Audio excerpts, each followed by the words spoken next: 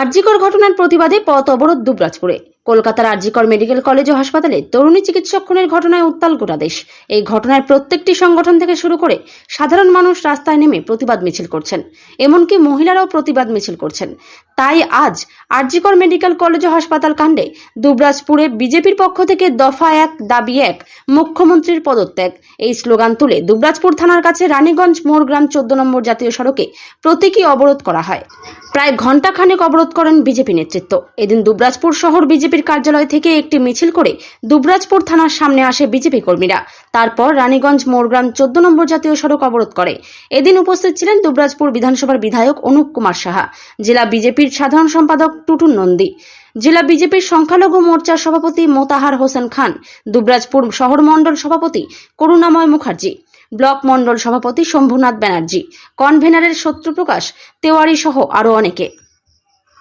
আজকে আরজিকরের একজন মহিলা ডাক্তারের হত্যা এবং ধর্ষণ খুন তার প্রতিবাদে সারা বাংলা জুড়ে আজকে বিজেপির পথ অবরোধ চলছে।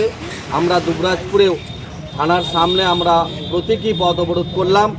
এর বিচার চাই, 1 দফা 1 দাবি মুখ্যমন্ত্রীর পদত্যাগের দাবিতে আমাদের এই আন্দোলন চলছে এবং চলবে।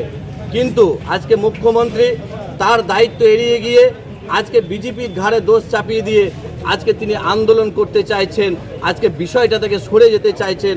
ধিক্কার জানাচ্ছি বাংলার মুখ্যমন্ত্রীকে। আর তার সাথে একজন স্বাস্থ্য আধিকারিককে আজকে যেভাবে আজকে সিবিআই গ্রেপ্তার করছে, আজকে বাংলার মুখ্যমন্ত্রী পুলিশ মন্ত্রী তিনি কি জানতেন না? তাকে কেন আজকে তিনি গ্রেপ্তার করলেন না? তাকে কেন সাসপেন্ড করলেন না? আজকে সিবিআইকে কেন আজকে হস্তক্ষেপ করতে হচ্ছে? কেন আজকে হাইকোর্টের আজকে তত্ত্বাবধানে সিবিআইকে আজকে অ্যারেস্ট করার জন্য তদন্তে নামতে হচ্ছে? বাংলার মুখ্যমন্ত্রী আজকে তিনি সব জানার পরেও আজকে তিনি কিন্তু চুপ করে আছেন। এবং বাংলার মানুষ এই তৃণমূল কংগ্রেসের আমলে যেভাবে আজকে অসুরক্ষিত স্বাস্থ্য ব্যবস্থা ভেঙে গেছে, বাংলার প্রত্যেকটা মানুষ আজকে অসুরক্ষিত বন্ধু।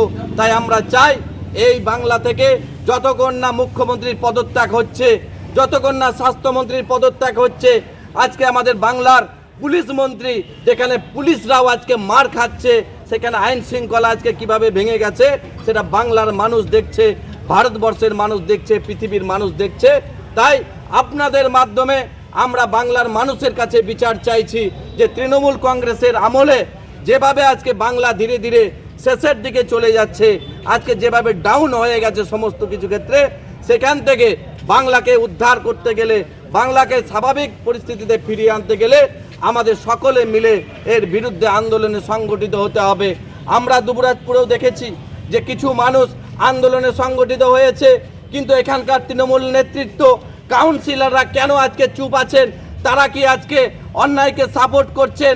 যারা আজকে ডাক্তারকে হত্যা করেছে তাদের আজকে সমর্থন করছেন?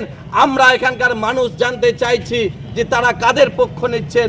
মুখ্যমন্ত্রী নির্দেশ দেবে, তারপরে তারা আন্দোলনে নামবে, তাহলে তাদের কোনো বিবেক মনুষ্যত্ববোধ নেই, তাদের বিবেক জাগ্রত হয় না।